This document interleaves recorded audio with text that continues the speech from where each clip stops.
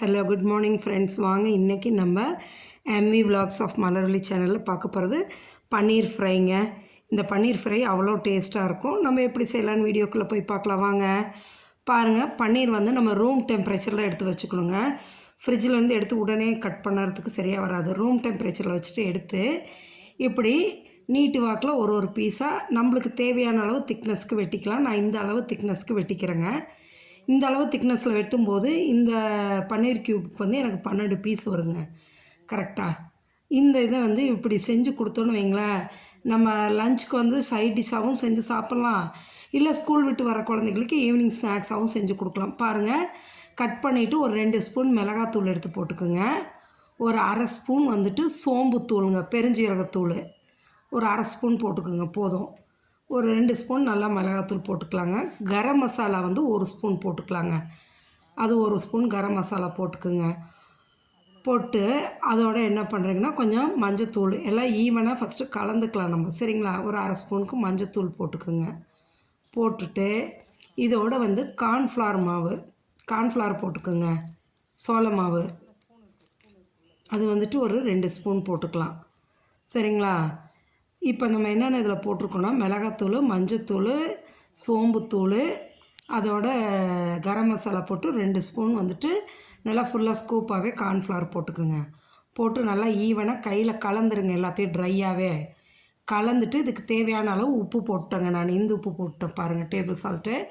அதையும் போட்டு நல்லா ஈவனாக கையால் ஒன்றா கலந்து எடுத்துருங்க. கலந்துட்டு நல்லா 1 ஸ்பூன் வந்துட்டு எண்ணெய் ஊற்றிக்கிங்க. எண்ணெய் வந்து எதுக்கு நம்ம ஊற்றுறோன்னா, நம்ம அந்த பன்னீரில் அப்ளை பண்ணும்போது அது நல்லா பிடிக்கணும், அதுக்காக தாங்க, உதிர்ந்து வராமல் இருக்கிறதுக்காக. அதனால் 1 ஸ்பூன் எண்ணெய் ஊற்றிக்கலாங்க. எண்ணெயும் ஊற்றி அப்படியே கலந்து விட்டுட்டு தண்ணி வந்து தெளித்து அப்படியே பெசரி எடுக்கணுங்க. நிறையா தண்ணி ஊற்றிடக்கூடாது. நம்ம தெளித்து அப்படியே கையாலேயே பெசரி எடுத்துடணுங்க. எடுத்து அப்படியே நம்ம பன்னீரில் தடவி வைக்க வேண்டியது தாங்க. ரொம்ப சிம்பிளான டிஷ்ஷுங்க. அதே சமயம் ரொம்ப ஹெல்த்தியும் கூடங்க. ஈஸியாக நம்ம செஞ்சிடலாம், டேஸ்டியாகவும் இருக்குங்க. இதை ஹோட்டலில் போய் நம்ம இதை வாங்கி சாப்பிடும்போது ரொம்ப அதிகமான விலை கொடுத்து நம்ம வாங்கி சாப்பிட்ற மாதிரி இருக்கும். அதுக்கு நம்ம வீட்டிலே இந்தமாரி ஹைஜீனிக்காக செஞ்சு கொடுக்கலாம். பாருங்கள், இந்த அளவு கலந்துட்டு பன்னீர் க்யூபை நம்ம கட் பண்ணி வச்சுருக்கோம் இல்லைங்களா, அதை எடுத்து அப்படி லேசாக மேலே அப்ளை பண்ணுங்கள். அப்ளை பண்ணிவிட்டு இல்லை 4 பக்கமும் வர மாரி மேலே கீழே இந்த சைட்லலாம் நல்லா தடவி விட்டு ஒரு 5 மினிட்ஸ் டு 10 மினிட்ஸ் ஊற வச்சிங்கன்னா போதுங்க. அப்படியே எடுத்து போட்டு வறுத்துடலாம். நம்ம டீப் ஃப்ரை பண்ண போகிறது இல்லைங்க, ஷாலோ ஃப்ரை தான் பண்ண போகிறோம். தவாவில் டீப் ஃப்ரையெல்லாம் பண்ணலைங்க. டீப் ஃப்ரை பண்ணால் நல்லாயிருக்கும், இன்னும் வேண்டான்ட்டு நான் இப்படி தோசைக்கல்லில் போட்டு தான் எடுக்க போகிறேன். பாருங்கள், இதேமாரி நம்ம எல்லா பீஸ்லேயும் அப்ளை பண்ணி ஒரு 10 மினிட்ஸ் வச்சுருங்க. இப்போ தோசைக்கல்லை காய வச்சு அதில் ஒரு 2 ஸ்பூன் எண்ணெய் ஊற்றிருக்கேங்க.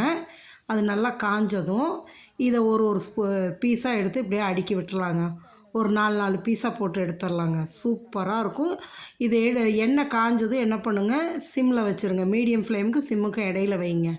அப்போ தான் நல்லாயிருக்கும். மேலே கருகாமல் நல்லா வெந்து வரும், உள்ளார நல்லா சாஃப்டாக இருக்குங்க. நல்லா மேலே வந்து முறுமுறுன்னு கிறிஸ்பியாக இருக்கும், உள்ளார நல்லா சாஃப்டாக இருக்கும். சாப்பிட்றதுக்கு அவ்வளோ டேஸ்ட்டாக இருக்குங்க. இதேமாரி நம்ம 4 பீஸ் எடுத்து போட்டு லைனாக அடுக்கி விட்டு சுற்றி எண்ணெய் ஊற்றிடுங்க. ஒரு 2 ஸ்பூன், முதல்ல ஆல்ரெடி 2 ஸ்பூன் ஊற்றிட்டோம். கல்லில் எண்ணெய் ஒட்டாமல் இருக்கணும், அதுக்காக ஊற்றியாச்சு. சுற்றி ஒரு 2 ஸ்பூன் ஊற்றி விட்ருங்க. ஒரு 3 மினிட்ஸ் விட்டு அப்படியே ஸ்ப்ளிட் பண்ணி விடுங்க, திருப்பி விடுங்க.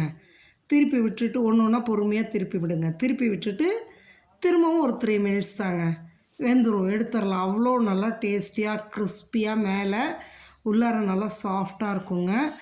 இது வந்து சைட் டிஷ்ஷாகவும் நம்ம சாப்பிட்டுக்கலாம், இல்லை ஈவினிங் ஸ்நாக்ஸாக குழந்தைங்க ஸ்கூல் விட்டு வர்றாங்க பாருங்கள், அவங்களுக்கு கொடுக்கலாம். பன்னீர் வந்து ரொம்ப ஹெல்த்தியான ஒன்று தாங்க, உடம்புக்கு ரொம்ப நல்லது. நீங்கள் எப்படி வேணுமோ நம்மளோட இது சாய்ஸுங்க, எடுத்து செஞ்சு கொடுக்கலாங்க. அவ்வளோ நல்லாயிருக்கும். ஒரு தடவை நீங்கள் இந்தமாரி குழந்தைங்களுக்கு செஞ்சு கொடுங்க, சாப்பிட்டுட்டு அவங்க திரும்ப திரும்ப கேட்பாங்கங்க. ஆமாம், பாருங்கள், இப்போ இது வந்து அப்படியே 2 திருப்பி விட்டாச்சு. அடுத்த 2ஐயும் திருப்பி விட்டு எடுக்கணும். இதில் என்னென்னா தீயை குறைச்சி வச்சுக்கணுங்க, கருக விடாமல் தீயை குறைச்சி வச்சு எடுத்திங்கன்னா தான் நல்லாயிருக்கும். பாருங்கள், கோல்டன் ப்ரௌனில் அப்படியே மேலே பார்த்தீங்கன்னா அழகாக கோல்டன் ப்ரௌன் கலரில் இருக்கும். அப்படியே 2 பக்கம் ஸ்ப்ளிட் பண்ணி எடுத்தாச்சுன்னா எவ்வளோ செஞ்சு கொடுத்தாலும் நம்மளுக்கு சாப்பிட்டுட்டே இருக்க தோணுங்க, போதுன்னே சொல்ல தோணாது. அந்த அளவு நல்லா டேஸ்ட்டாக இருக்கும். இதே மாதிரி நம்ம இது மசாலாலாம் போட்டு தடவி வச்சுருக்கோம் இல்லைங்க, பாருங்கள் இப்போ தொட்டோம்னா மேலே அவ்வளோ நல்லா கிறிஸ்பியாக இருக்குதுங்க. உள்ளார அப்படியே சாஃப்டாக இறங்குது, நம்ம விரல் வச்சு அமுத்துனாவே மேலே கிறிஸ்பியாகவும் உள்ளே சாஃப்டாகவும் இறங்குது. இதேமாரி நம்ம மசாலா தடவி வச்சுருக்க எல்லா பன்னீரையும் போட்டு எல்லாத்தையும் எடுத்துக்கலாங்க. எடுத்து சர்வ் பண்ணிட்டோன்னு வைங்களேன், சூப்பரான பன்னீர் ஃப்ரை என்னோடய ஸ்டைல்லைங்க. நீங்களும் செஞ்சு சாப்பிட்டு பார்த்துட்டு எப்படி இருக்குன்னு கமெண்ட் செக்ஷனில் சொல்லுங்கள். மறந்துடாதீங்க, உங்கள் ஃப்ரெண்ட்ஸ் அண்ட் ரிலேட்டிவ்ஸ்க்கு ஷேர் பண்ணுங்கள். Thank you friends.